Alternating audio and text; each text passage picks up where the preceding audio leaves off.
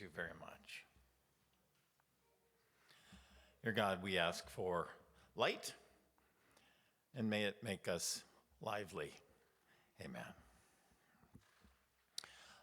The subject of teachers is big for me. I'm a lifelong student.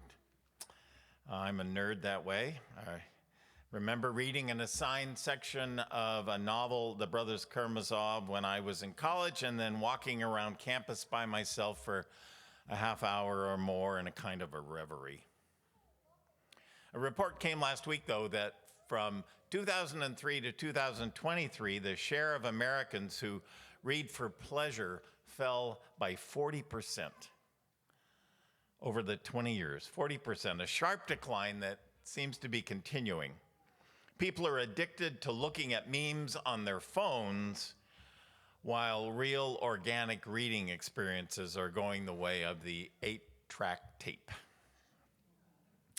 Years ago, the late Jim Lehrer, remember from the PBS NewsHour, gave a commencement speech somewhere and said how appalled he was that a huge percentage of college graduates never in their lives crack another book. Never. I can't imagine a life like that. For me, college, graduate school, and seminary were all just introductions to learning. In the end, they gave me bibliographies and sent me in a certain direction or two to further educate me. Socrates said, "The unexamined life is not worth living." And I think that's pretty harsh. But I look back after having preached a sermon nearly every Sunday for the past 45 years and think how fortunate I've been to be paid to reflect deeply. Of course, if someone had told me back in 1980 when I got started that I would have an 8-page double-spaced essay due every Sunday morning for the next 45 years, I would have just dissolved in tears. But Jesus, was primarily a teacher. They never called him reverend or pastor. They never called him father. Most simply called him rabbi, which means teacher. The gospel writer Mark has a clear agenda in telling Jesus' story. He wants his audience to know that Jesus isn't your everyday rabbi. And so we get this account of a man who barges into the synagogue screaming, "What have you to do with us, Jesus of Nazareth? I know who you are, the Holy One of God." And in this story from Mark, Jesus rebukes the spirit within the man and he's healed. And people say something odd in reaction to that. They say, "What is this, a new teaching? With authority, even the unclean spirits are instructed by him." Well, unlike Matthew and Luke, Mark doesn't tell us what Jesus taught. Rather, he tells us how he taught, as I said, with a certain kind of strength. Authority over those things that hamstring people, torment them, keep them from living what Jesus would call an abundant life. I think it's just interesting that the first miraculous work that Mark reports is about someone's transformation, which is what the best teaching is always about. William Butler Yeats said that education is not the filling of a bucket, but the starting of a fire. It gets something going inside a person, something that is both wonderful and dangerous. It's like people getting reborn, and not just in a religious way. One of the great teachers of my lifetime has been the late Ram Dass, whose given name, remember, was Richard Alpert. You probably know he was a professor of psychology at Harvard in the early 60s. He was fired for his pioneering work with LSD and ended up wandering around in a kind of psychic wilderness for at least a year. His father kept asking him, "You found a job yet?" Well, Richard had decided that since his father was a success in business but seemed absolutely miserable, then being happy must have to do with something else besides making money, and maybe it was getting high. And so he went to India on a quest to find out how to be high all the time.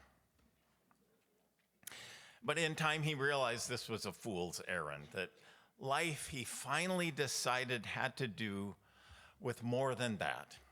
And in his quest, he came to the conclusion that life is actually a school, like a graduate school. And that being the case, he decided it's time I took the curriculum. And I think he's right. You don't have to go to Harvard. The most important education any of us ever get is found exactly where we are, where we live. In that vein, Ram Dass is remembered mostly for saying, "Be here now." And that's catchy, but it's not really all that helpful.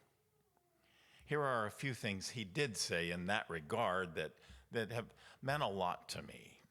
They all have to do with life as curriculum. Here's the first one. The next message you need is always right where you are. What you meet in another being is the projection of your own level of evolution.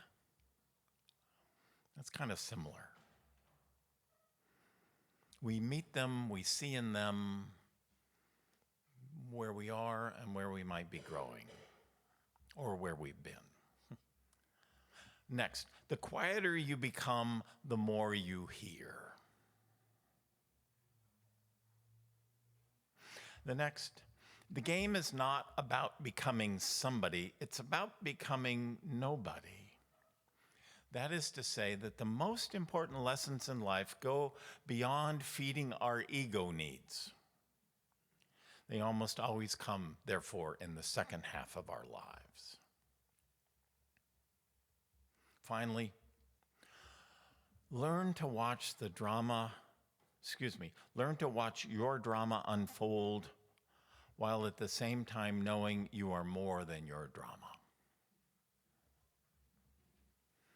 Joan Chittister, a Benedictine nun, maps out this kind of on-the-job education in life. When she says, a life of soul-making, that's a phrase she borrows from the poet John Keats. A life of soul-making goes through different stages in which we learn different things. The harvest of youth is achievement. It feeds the ego, as it should. Then there's the harvest of middle age, which is perspective. The harvest of age is wisdom. That second part, perspective, I think is where the best teachers do their work. We are bombarded with information these days, aren't we? We don't need any more information. We need guidance to find a place to stand where we can see the larger picture, reliable patterns. In the end, we can become our own best teachers, but along the way, to get perspective, it's nice if we can find a teacher or two who speak with authority to us, but who have no private agendas or massive egos, wise ones to help us sort out things for ourselves. So the best teachers, I think, have the maturity necessary to make themselves vulnerable enough to tell important truths about themselves that we're ready to hear. A favorite teacher in my youth was a professor named Clarence Simpson. He was just this outstanding speaker. And about once a year, he would address the whole college on some topic of his choosing. In 1974, his talk was titled, "A Poor Man's Watergate." Now, there was a lot of anger, particularly on college campuses in that year, aimed at President Nixon. Well, instead of piling anger on top of anger, Dr. Simpson used his address to tell us about what he called his own Watergate. How he had been a professor at Wheaton College in Illinois in his younger days. A Christian college, Wheaton had a statement of faith that every professor had to literally sign off on to teach there. It wasn't enough to sign it once you were initially hired. That is, no, you had to sign it every year. And it's still the case now. In fact, and it amounts to a fundamentalist manifesto. And though Clarence Simpson was a faithful Christian, he was anything but a fundamentalist. But he signed that document year after year. He rationalized that he was doing it for the good of the students. He was gaining tenure. It was a Christian school. By being there, he could offer a progressive perspective. Other professors in the English department signed without being fundamentalists either. But even with all those rationalizations, signing that document never got any easier for him, and neither did the shame of it. Finally, he decided it was time to move on. If the school couldn't change, he needed to. And that's how he came to my college, through a crisis of conscience. Dr. Simpson, being transparent, reminded us that all of us are good at rationalizations, right? Just as President Nixon must have been good at rationalizations. His comments diffused, my teacher's comments diffused some of our self-righteous anger against Nixon. Maybe that made it a little easier for us to empathize with President Nixon when he resigned later on that summer. Maybe it made us listen more closely when, during his farewell speech in the East Room of the White House, he said the following words, remember? Always remember, others may hate you, but those who hate you don't win unless you hate them, and then you destroy yourself. Those words still amaze me today, and they humble me a little too. Can you imagine Donald Trump saying anything like that? My first thought is no. However, he has shown signs, real signs here and there of self-knowledge. He has. I picked that up. But it has never once steered him clear of acting small. Very, very small. I'm grateful to my professor for not just opening my mind, but being willing to open his heart as he taught us. And taught us also what great teaching can amount to. What I'm getting at here is that what the best teachers do is not just give us lots of new information.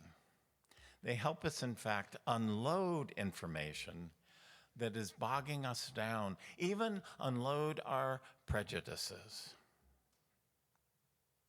Irma Zaleski has said, true teaching is a winnowing, a wind to blow the chaff from our minds and hearts.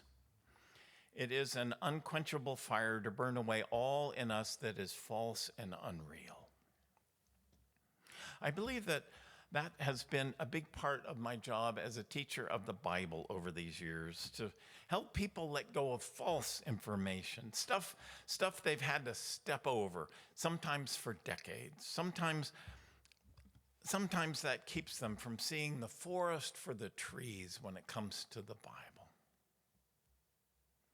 As the Buddha said, in order to find the truth, we must first learn to let go of lies. This is the heart of all spiritual teaching, you know. An insightful teacher can tell us who we truly are. But sometimes the most important thing they can do is help us see who we are not and let go of that. Conflict is a huge part of any life. It's the key to any real education, especially inner conflicts that we have. And I want to dive a little deeper about that. I've said the following once before. Someone asked the Dalai Lama of Tibet, who have been your best spiritual teachers? And without a pause, he answered, the communist Chinese. And the Dalai Lama knew well that they were his best teachers because they had filled him with such hatred. And carrying the weight of that hatred and a desire for revenge, he knew he was in danger of losing his very heart. His enemies taught him without even trying what real compassionate living is and is not. In 1950, the the novelist William Faulkner won the Nobel Prize for Literature. And in his Nobel banquet speech, Faulkner said the following in regard to the same inner struggle the Dalai Lama had gone through as it relates to writing.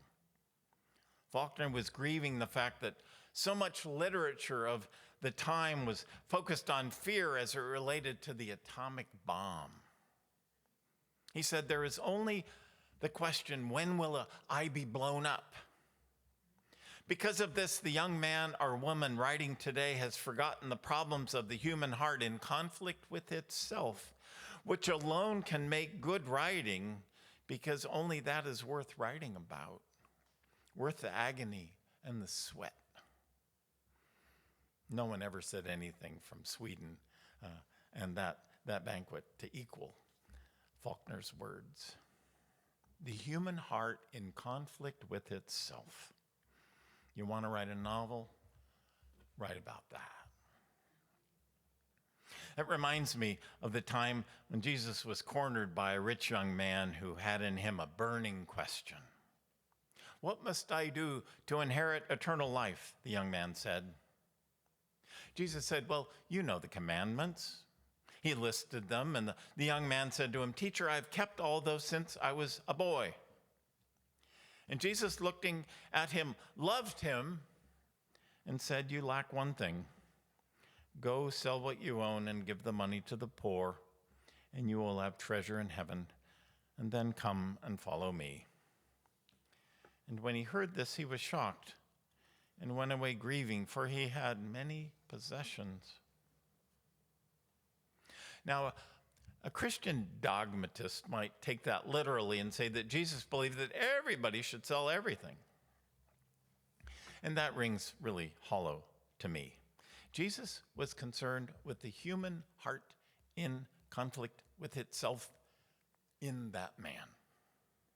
He was getting at the fact that all of us have something we are not willing to give up. Even the monks among us, even the Dalai Lama, who loved his hatred. We need to examine our hearts and the conflict within them and see if a thing we are holding on to is in fact something singularly precious to us, or is something we might give up and make room for something even better. Examining our hearts is always if not the crucial part of our education.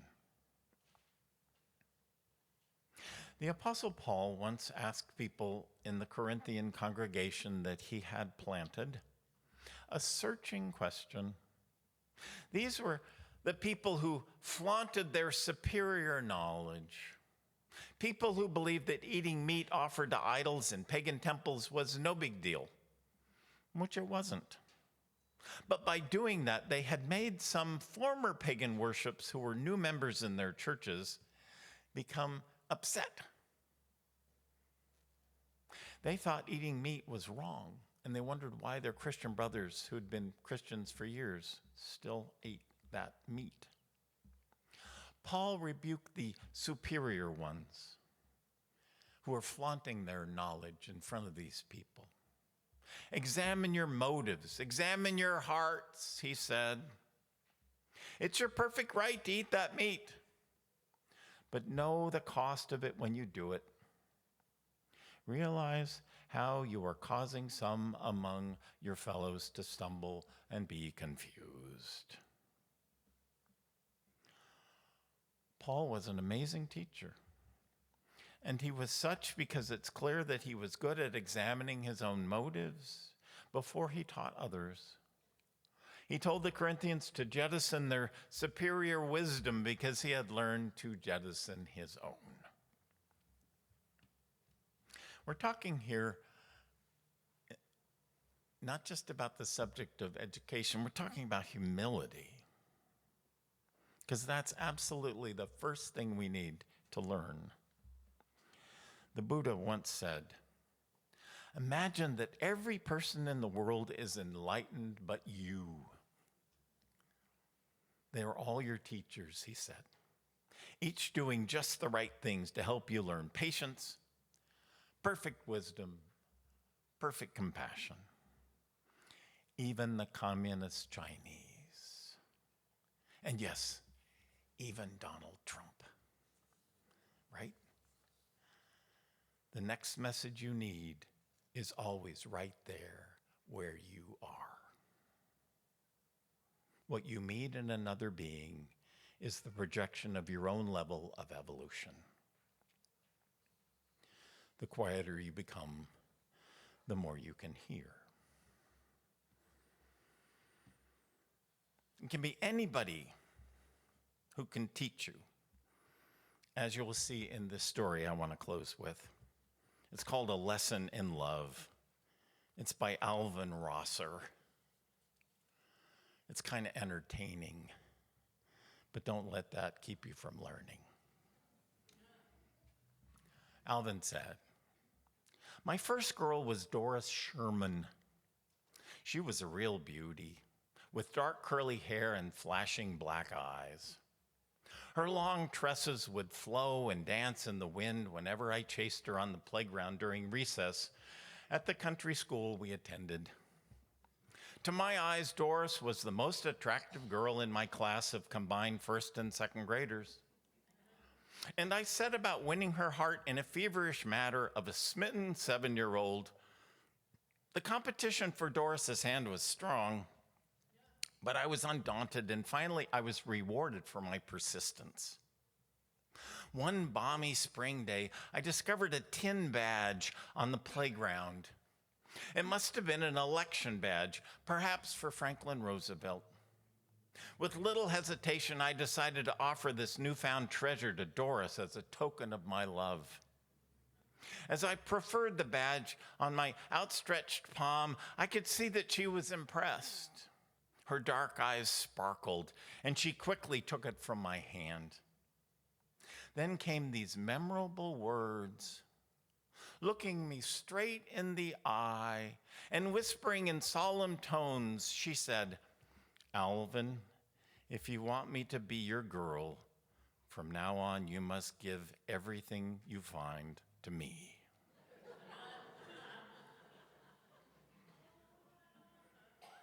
I remember thinking it over. In 1935, a single penny was a small fortune to a boy of my age and circumstance. What if I found something really important, like a nickel? Could I hide it from Doris? Or would I tell her I'd found a penny and keep a 4-cent profit for myself?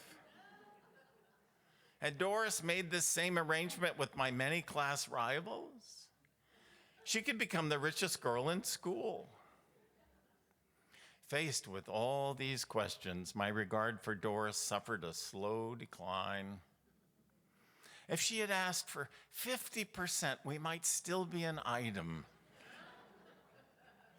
But her imperious demand for everything so early in our relationship nipped it in the bud. So Doris, wherever you are and wherever you may be, I would like to thank you for my early lesson in love."